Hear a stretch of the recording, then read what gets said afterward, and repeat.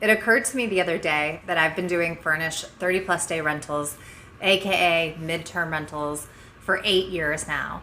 And I was reflecting on what I thought were the most important things I had learned about being a landlord, which includes how to find tenants, how to think about money, etc. And I can remember how it feels in the beginning. It's a lot of money and it's a lot of work and you have a bunch of other stuff going on. And at the end of the day, it's scary. The amount of money makes it scary. So with that in mind, I'm going to tell you the 6 things that I think will help your process as you become a landlord and as you become a real estate investor, if you decide to do that. So we are going to start with deposits. And we are starting with deposits because they are the most powerful tool that a landlord has. They're also the area that landlords get in the most trouble. And there's also this weird trend going on with deposits that I don't like at all, but which I will speak to and speak against. So in the past, it was standard on long-term rentals to take a deposit equal to 1 month's rent. This was how the landlord protected their interest. It was the norm for both the landlord and the tenant to expect that the landlord would hold a refundable deposit paid by the tenant and that deposit would be equal to 1 month's rent. And as some of you may have noticed, and as I have noticed, tenants are now asking for lower deposits, particularly in the midterm rental space. So again, that 30 plus day furnished space. And this is showing up a lot with my clients that are on Furnish Finder. Not only are we seeing tenants ask for lower deposits, but when I look at some of the listings on the site, when I'm looking at some of the landlord listings, I am shocked by how low the deposits are. In fact, I just randomly looked at a few and pulled the numbers back. And guys, I have to tell you, if your deposit is this low, you need to bring it up. The deposit is the best way to protect yourself, and it is there for a reason. And it protects you both in the ways that you are probably thinking about, and also one way that you might not be thinking about, and which I'll speak to in a second, because I think it's almost more important than all the obvious ways that the deposit protects you. So I think people are doing this with the deposit for a couple of reasons. The first is that you don't take a deposit in Airbnb. And while this video is not about Airbnb, Airbnb is a big, well-known rental platform, and it's possible that not taking a deposit on Airbnb has actually normalized this practice for other landlords and tenants.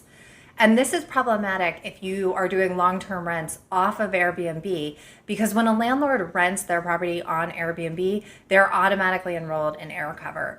And AirCover protects the landlord host for up to $3 million for damage or lost income if that tenant comes in through Airbnb. Now, you still have to make the request, and Airbnb still has to approve it, and that comes with its own set of headaches. But the deposit coverage through Airbnb, or I should say the insurance coverage through Airbnb and AirCover, is substantial. And no, they don't pay me to say that, but I still say it because it's really important. You hypothetically have a lot more protection in Airbnb than you do on other platforms, which is why outside of Airbnb, you absolutely should be taking a deposit, and that deposit should be equal to 1 month's rent. Second, some tenants are requesting shorter rental periods, and that's because they are staying for significantly less than a year. And since they are staying for a shorter amount of time, the deposit should be lower. That seems to be the logic, and it seems to not just be the tenants that believe that, but also that the landlords believe that, but I don't believe that. I don't agree with that logic, and here's why. So if someone will pay 1 month's rent for a deposit in an unfurnished long-term rental, then they absolutely should pay a deposit equal to 1 month's rent in a furnished rental, regardless of the length of the stay. And that's because the deposit has nothing to do with how long the tenant is staying. It has everything to do with the landlord's risk. A landlord renting an empty, unfurnished property really just needs to worry about the walls and the floor, maybe the yard. And a landlord that rents out a furnished property has to worry about the walls, the floors, the bed, the mattresses, the couches, and those items that I just mentioned, the couches, the beds, etc., are much more likely to get a drink spilled on them or to get some kind of tear. That is much more probable than it is for a wall to sustain any kind of damage. And that's an important difference. So in addition to using the deposit to help fix any disturbances or damage to the property beyond wear and tear, you have the right to make yourself whole in a lot of other ways financially with that deposit. In a lot of states, the deposit doesn't just cover damaged furniture, but you can also apply it to extra cleaning fees if the tenant left the place super dirty. And you can apply the deposit to lost rent if the tenant leaves early. and you can apply the deposit for junk removal if the tenant took off and left a bunch of stuff behind. So the deposit exists to protect the landlord, and it's not a small protection, it's a big protection. And this is also a good time to mention how you can get in trouble with deposits as a landlord. The government really does not want you to ever touch that deposit except for at the beginning and at the end of a tenancy. While every state has rules about how deposits are handled, so the timeline for returning them, how much you can charge, account disclosures, etc., all the state governments don't want you, the landlord, to borrow against that deposit.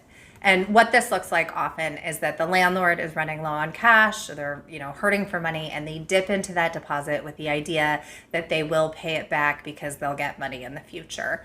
This is a big no-no with all the state governments. And likewise, most states have pretty heavy fines for landlords that get caught trying to illegally keep part of the deposit. So landlords that use the money and then things go sideways, they get in trouble. And landlords that keep the deposit illegally, they also get in trouble, and for good reason. So this brings me to my next point about deposits, which is that they are refundable. They are fully refundable. So if the tenant hasn't damaged the property or skipped on rent, etc., they should expect the full deposit back. And this is the less obvious way to me that deposits protect landlords. When a tenant is adamant about not paying 1 month's rent for a deposit and they're negotiating the money down a lot, this may not always be true, but it is often the case that if a renter can't afford to float 1 month's deposit that is fully refundable, they may just not be able to afford your place. And two, just know that this is the start of the relationship, and the back and forth may portend your future and long-term relationship with that renter. So if it's not a problem, it's not a problem. But if that tenant starts to feel aggressive or starts to become an inconvenience, be aware of that, because that's how the duration of your relationship with that renter may pan out. If you found that tip on deposits helpful, please like this video. Also, if you want to see how I write my deposit language, I am linking to a free lease that I share in the top comment of this video. I'll also put it in the description. But I just redid this lease July of 2025. It'll work for a furnished rental. It's for a furnished rental, but it'll also work for a long-term unfurnished. But I added comments to certain sections of the lease to explain why I made the decisions I did and what the importance of some sections are. I feel like leases can just be intimidating and they're quite long. So I basically tried to summarize the important stuff and talk about why I decided what I did. Also, I am not a lawyer, and you should seek out a real lawyer and talk to someone that actually studied the law. Anyways, if you are new here, I'm Erin Spradlin, and this is my channel. I help new landlords or aspiring landlords get their rental properties going on the big platforms. So that means all of my content is for mom and pop landlords that want to try real estate investing but aren't sure where to start, or they're just feeling a little bit intimidated by it. As I mentioned earlier, I've been at this for 8 years, but I've also written 3 books on the topic, available on Amazon, and I do offer coaching for people that want that extra help. Like the lease, you'll find links for that information in the top comment of this video. So I feel weird saying this, but it's the truth. I am having a very annoying week with my rentals. I feel weird about that because it's a privilege to have rentals, but that doesn't mean that they don't require something from you occasionally. This is actually the most I've had to talk to any of my tenants probably in like the last 3 years. And also all of these renters are in Colorado and I'm in Mexico, so obviously that presents its own set of issues, although that is by no means my tenants and my renters' problem or responsibility. So I'll tell you what's been going on this week, and then I'll tell you what I hope you learn from it. So in one of our properties, the dishwasher had been leaking and we decided to replace it, and then we ended up replacing most of the other kitchen appliances as well. Usually I write into the lease that the tenants have to schedule their own maintenance calls, because this helps cut down on like that game of telephone of when people are available. But because we replaced most of the kitchen appliances, I'm having to be point person on that. And when the appliance people came in, they installed all the appliances except for the dishwasher because it needs 2 pipes and the wall only has 1, which I don't fully understand, but whatever. Anyway, the person that can add the second pipe isn't the same person as the person that installs the dishwasher, and our HOA only turns the water off once a month and blah, blah, blah. So right now there's one broken dishwasher still in the kitchen and another dishwasher sitting in a box in the living room. Added to this same tenant, right after we fixed this issue or sort of worked it out, the same tenant then locked herself out of the unit and had to get the entire door lock replaced. However, I am happy to report that this tenant is a really nice person, a really reasonable person, and so while this has been frustrating, she's been great to work with, and we will get this done. That said, at the same time, a different tenant in a different property is reporting that the dryer of the washer and dryer is no longer blowing heat, which is very frustrating to me because that dryer is not old. And then crazy enough, a third tenant in a different rental emailed me to say that his motorcycle had been stolen this week. And it's kind of crazy because I haven't heard from any of these tenants for months, and now I'm hearing from all of them, and he got his motorcycle stolen, which there isn't a lot we can do about other than give him a little money for a security system, which we did. But you guys did not agree with that. I actually put it up as a poll on my YouTube page, and I had, I want to say 60 votes. I'm not looking at it. I'm going to copy it onto the screen, so if I'm wrong, forgive me. But I had 60 votes, and I want to say like 70% said no, don't give him anything. But I did because he's staying for a year, and we want to keep them happy. This is not the hill I want to die on. So anyways, the reason why I am telling you all of this, the reason why I'm talking about this crazy, annoying week is that barring an incident that happened to us in the summer of 2022, this was the most labor-heavy week I've ever had. It's the most frustrated I've had. It's the most tenant communication I've had in a long time. And it's really not that big of a deal. Everything that I described, I imagine you feel like you could probably handle. It wouldn't necessarily be how you want to spend your time, but it's also not something that is outside of your grasp of handling. And so that's why I wanted to talk about it, is that landlord issues are often not these horrific, catastrophic events, just like kind of daily maintenance things or just like little nuisances that show up. And I would describe this week as a lot of little nuisances. I've said this before, but it's worth saying again. If you have gone to a job every day that you hate, or you have raised a child, or you have learned a second language, you have done hard things before, and you can absolutely self-manage properties. There is also a common misconception that tenants are just going to trash your place and it's going to be headache after headache, and that simply has not been my experience. And that's true for when I was a real estate agent and I worked with investors in that capacity. And it's also true now that I'm a consultant for landlords. Really, in a good rental situation, there isn't a ton of communication between the tenant and the landlord after the first day or so.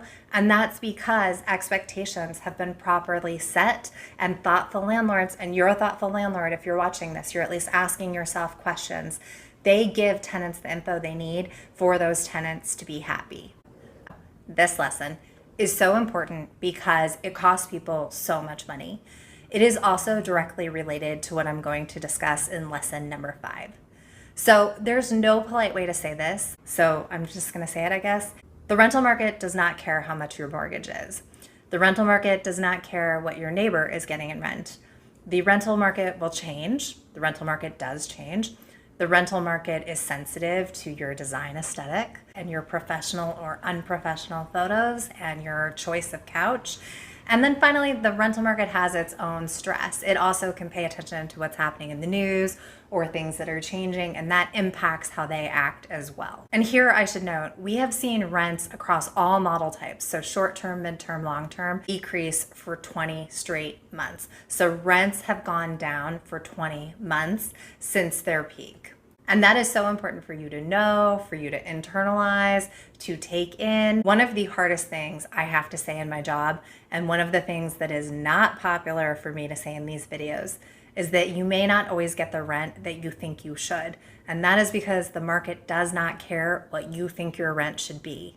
Landlords that lock in on a rental number often lose way more money than if they had more flexibility. This shows up when you have to pay your $2,000 mortgage one month because you won't drop the price by $50 on a 6-month rental.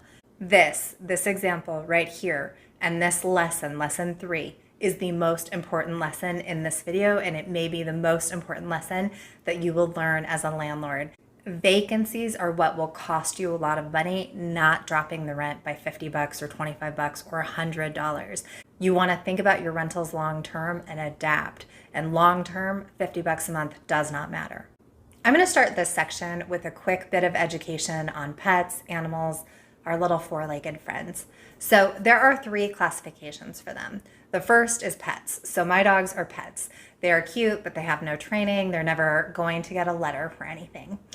2, we have service animals. These are animals that help people with some kind of physical limitation. I am personally most familiar seeing them with the visually impaired. These animals, service animals, are usually extremely well trained. And then 3rd, we have emotional support animals. And these animals are for people that need emotional support.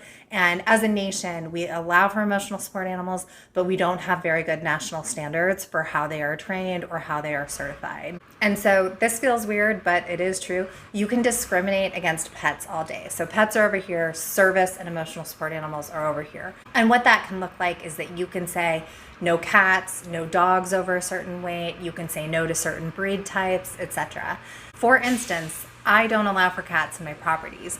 I am actually reconsidering cats, and that's because before, when I was saying this was the second most annoying week of my life with tenants, my bad experience with a tenant cat, or I should say tenant cats, that week was my number 1 most annoying, most horrible, most I hate landlording week of all time. So since then, I don't allow cats, but maybe I should, because one irresponsible cat owner is just that, one irresponsible cat owner. It's an anecdote, it's not a pattern. And as a note, they snuck those cats in. So it wasn't like those cats showed up as pets or anything else. They never disclosed that they had those pets. All right, back to service animals and emotional support animals. So you can't ask a lot of questions, and a lot of time you just have to take them, which may bum you out. But I haven't found emotional support animals to be a huge issue for myself or for my clients that are landlords. I think the reason why it's not so much of an issue anymore, meaning that tenants aren't coming in with emotional support letters for landlords that otherwise are a no pet zone. I think the reason why this isn't such a big deal, which isn't to say it's never a big deal, but I'm just saying I haven't seen a lot of it. And I think the reason for that is because so many landlords now take pets that I don't feel like a lot of tenants feel like they have to be in a property that does not want pets in there anymore, or that they have to provide this letter, because those tenants have so many options. So in my opinion, the whole emotional support animal thing has not been a big issue for myself or any of the clients that I work with. By the way, if you don't allow for pets and you're wondering if you should take pets because you're learning that all these other landlords are taking pets, my advice is yes. A while ago, I did a very cursory study, but it was on 5 different major metros, and I was just looking in Airbnb to see how much of your competition you would knock out if you allowed for pets. And given, depending on the metro, it was between 30 and 50%, and that is a very significant advantage in a tight rental market. So if you're having any trouble renting, that is something that you could try, is just allowing pets and seeing if that starts to bring people in. When I was a real estate agent and I worked with investor clients, I would notice that an adherence to this formula costs people a lot of money and ultimately derail them from becoming investors. So if you have invested in the past 10 years, you may already know what I'm talking about. And this may also be market to market. But again, I did a quick search on this and I was not seeing any properties that were coming up and passing this rule. And what I'm talking about is the 1% rule. So the purpose of the 1% rule is as a quick screening tool used by real estate investors to evaluate whether a rental property might generate enough income to be worth considering. That's ChatGPT. I just totally ripped that off. And also, ChatGPT's formula for the 1% rule is that a property should rent for at least 1% of its purchase price per month. And that's not how much you put down, it's the total purchase price. So the formula for that looks like the monthly rent has to be even to or more than 1% of the purchase price. And if you had a property for $200,000, if the entire property costs you $200,000, then that means that you would have to get rent of $2,000 a month or more. And if that happens, then the property that you're scoping passes that initial screening and you can go to your next screening factors. The problem with this is that nobody ever hits the 1% rule, or they haven't in a while. So when I was a real estate agent and I was working with potential or new investors, they would always say, oh, I need to hit that 1% rule. And then I'd be like, okay, have you seen any properties that hit the 1% rule? And I was asking this because I wasn't personally seeing them, and also because it's hard to tell a new client that's been drilled over and over and over that this is the only way to go, that advice and the formula is actually wrong. However, if you make them try to find properties on their own that support the formula, they often learn that it is not possible. And to prove this point, I just pulled a few, and you can see for yourself that none of these properties are hitting the 1% rule. And this is a good distribution across the United States. Now, I didn't do an expensive search or a deep dive on this, but I did look at a couple of different properties that seemed interesting for rentals, and none of them were hitting the 1% rule. And I mention this because you should always question the real estate advice you're getting, and you should question whether it makes sense for your region. You should question the person that's giving you that advice. What are their motivations? And you should see if maybe their thoughts are outdated, because that's another thing I saw when I was a real estate agent, is that you would have, this was at the beginning of Airbnb investing really, and you would have like parents or grandparents that had invested before, and obviously they're excited for their kid, they're excited for their grandkid, they want them to succeed, and they absolutely had their best interests in mind, but they would be like, no, you got to buy a duplex, that's the way to go, and I've never heard of this Airbnb thing, it's sketchy. And so there was just a generational level of education that was missing. And you also see it sometimes with like friends that will come along to look for a search. All of a sudden those friends will have really strong opinions about stuff, and good for them, they're your friend, but they are not necessarily qualified to speak about the rentability of a property. Now, I know some people are going to push back on this and say, I'll just find a really rundown property, renovate it with a little sweat equity, and we'll get to that 1% rule. So in my opinion, that should be a third or fourth project. You are new to your real estate education, and that is like going to grad school when you have just graduated middle school. You want to keep it easy for your first investment, and that means a turnkey property. And there's consequences for getting an investment that doesn't go well. It's not just money, but sometimes it's also the deterioration of your relationship with your partner, whether that be a friend or a marital partner, etc. So it's something that you absolutely should not go into lightly. So for those newbie investors that would come in and they wanted to do the 1% rule and they couldn't find it, it cost them a lot of money, but how? Like if they weren't buying anything, how was it costing them a lot of money? The reason new real estate investors lost so much money on this is that during the low interest rate period of 2020 and 2021, people that couldn't find properties that hit the 1% rule walked away, and they skipped out on that incredible interest rate. And in some markets, they walked away from an incredible amount of appreciation. And that was a bad move, which is why we are seeing some of the major real estate investing sites pulling back on this advice and not giving it anymore. It didn't work then, and it still doesn't work for the most part, especially with the increased interest rates. That's okay though, because most people in real estate made all their money from appreciation, not cash flow. And while cash flow is great, it is the icing on the cake. It is not the cake. And if you don't believe me, nobody was doing like Airbnb, short-term rental, high cash flowing deals until 2014. Airbnb wasn't even popular until 2014, but the majority of the wealth in the United States comes from real estate, and the majority of that real estate wealth comes before 2014. So that should tell you something about a buy and hold pattern. In my experience, successful real estate investors approach their real estate much more like they approach their stocks, which means they are focused on the long term, and they are not paying any attention to the dips and valleys and peaks in the market. Okay, tip number 6, my final tip. This one is maybe changing. I hope it is changing. I saw a study a few years ago that said 11% of buyers do this.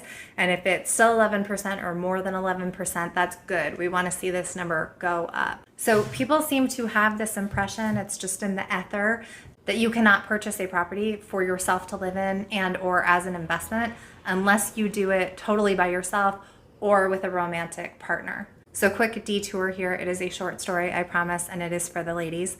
So twice a week, I play pickleball with a co-ed group of average to goodish players. I am middle of the pack. A few other women are middle of the pack. Some of the guys are really top tier. We have one female that's really top tier, and then some guys are just beginners. We all play doubles. And when it's two new guys that play together, they never suggest that they need to break up. It's just like, yeah, we can play. But when it's two women, even if both of the women are pretty good and the two guys opposite of us aren't that good, the women tend to want to split. And it kind of feels like everyone believes, including the women, believe that two women could never beat two men. And that is such bullshit. And the reason why I'm bringing that up and the reason why it has to do with real estate investing is that you can buy with anyone. Just because you don't look like a guy with a bank connection and no one calls you Mr. doesn't mean anything. And same for your partner. My hope is that I'm a little behind the times on this and that the young women watching this video are like, duh. But if you are still worried about it, or if you feel like you would move forward if you were connected to a guy to do a rental investment, you should just do one. You can do one on your own, just like we can beat two dudes on the pickleball court. So my advice is that you can buy with anyone, and when you are thinking about who you might like to buy with, you should buy with someone that you like making decisions with and who you trust. And while this isn't always the case, I find it kind of ironic because not everyone feels that way about their romantic partner. It's kind of odd to me that we assume that that's who you always buy with. But in truth, you might see those qualities more in a coworker, a friend, a cousin, etc. And if you want to start real estate investing but don't see yourself doing it alone or with a love interest anytime soon, I recommend exploring this option. Okay, so those are my 6 tips. I hope that they helped. I hope that you invest. I hope that you do whatever you need to do to live your life the way that you want. Thank you for watching today.